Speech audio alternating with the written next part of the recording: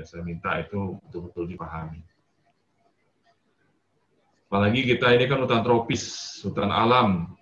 Jangan sampai kita 100% tergantung pada kayu yang berasal dari hutan alam.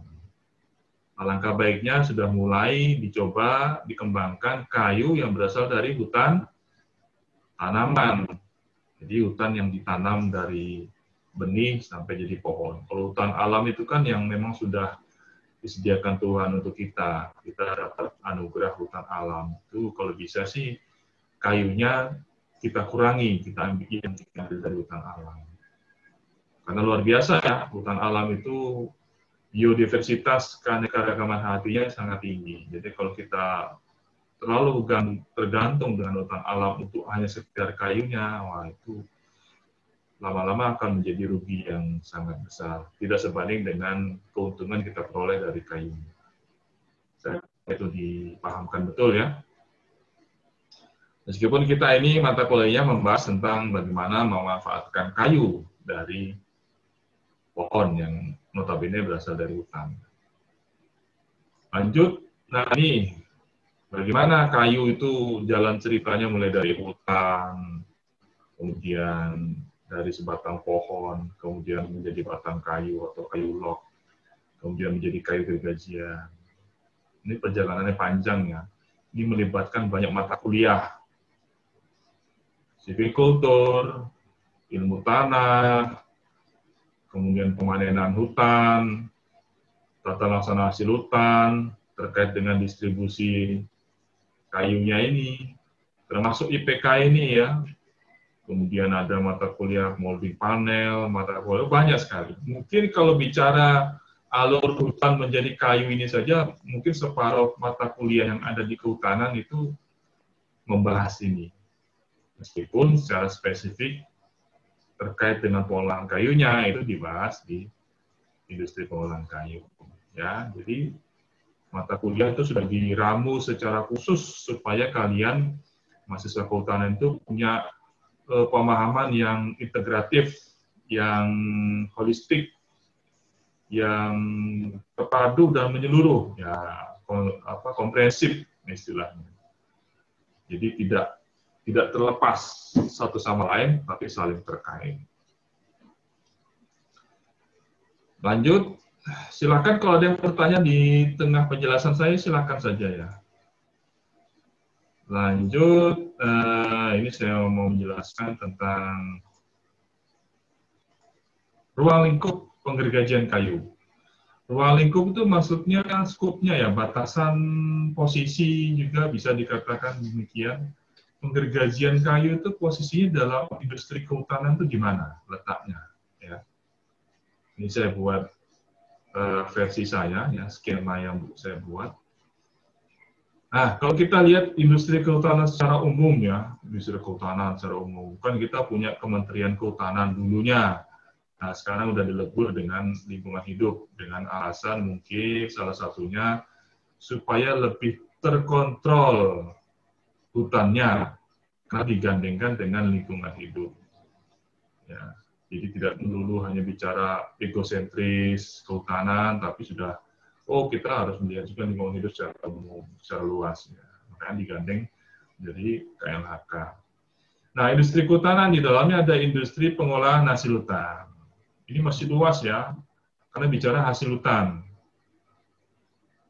Kemudian di sisi lain ada konsesinya. Konsesi itu yang mengelola hutannya. Kalau ini kan industrinya, kalau yang ditengani IUPHK itu yang mengelola hutannya. Kalau dulu namanya HPH, HTI, sekarang IUPHK ya. Nanti HHK ini macam-macam, ada yang HHBK juga bisa di dalam. Lalu ada lagi industri jasa, saya coba pisahkan, itu industri ekowisata misalnya. Nah, itu mungkin 3 kelompok besar dalam industri kehutanan. Nah, khusus industri pengolahan hasil hutan, di dalamnya ada 2 kelompok. Industri pengolahan kayu, ya, sesuai dengan mata kuliah kita ini, dan industri pengolahan bukan kayu. Ya, kita akan bahas di semester 4 nanti.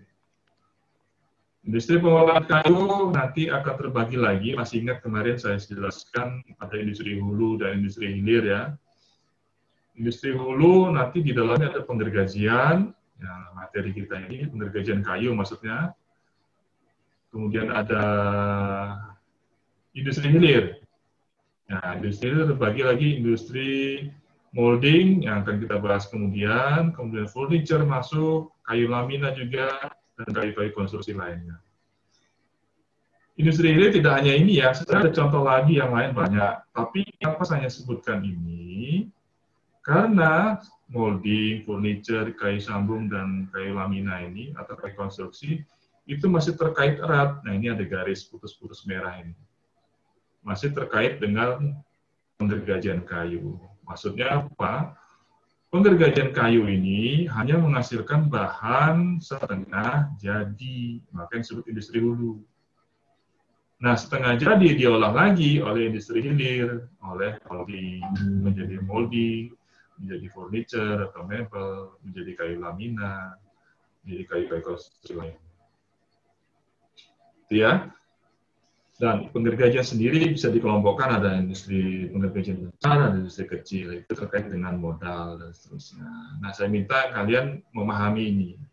Di posisi ruang lingkup penggergajian kayu itu gimana? Ya. Kalau diposisikan dalam industri kehutanan. Lanjut ya. Kenapa? Ada yang hidup? Ada yang ditanyakan? Ya, silakan. Ada yang mau tanya? Siapa tadi? Nggak mau tanya, Pak. Nggak jadi? Oke. Saya lanjutkan.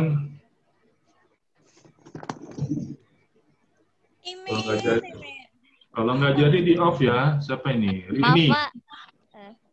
Mau nanya, Pak. Oke, siapa ini? Lukiana, Pak. Oh, Lukiana, silakan. Saya masih belum paham di pembagian industri pengolahan kayu, Pak, yang industri hulu sama industri hilir. Bisa diulangi lagi, Kak, Pak? Kenapa bisa dikatakan industri hulu sama hilir? Makasih, Pak. Minggu lalu turun nggak? Masuk nggak? Minggu lalu, Pak, jaringannya jadi kayak macet-macet gitu, Pak. Jadi ada yang ketinggalan saya, Pak. Materinya sudah saya bagi itu, sudah dibaca belum? Ya, Pak. Materi yang saya bagi sudah dibaca belum? Dibaca, tapi masih kayak belum paham gitu, Pak. Oh. Ya, sebenarnya nggak susah ya. Industri hulu itu sebenarnya ada dua versi, tapi saya ambil versi yang kedua saja, bahwa industri hulu itu mengubah bahan mentah menjadi bahan jadi. Ada juga yang menyatakan industri hulu itu yang langsung mengambil dari alam, dengan proses yang tidak terlalu rumit.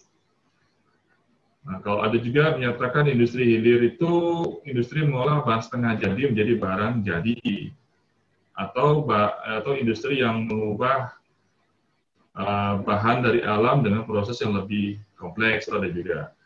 Tapi lebih mudahnya, industri hulu itu adalah industri mengolah bahan baku mentah menjadi bahan setengah jadi.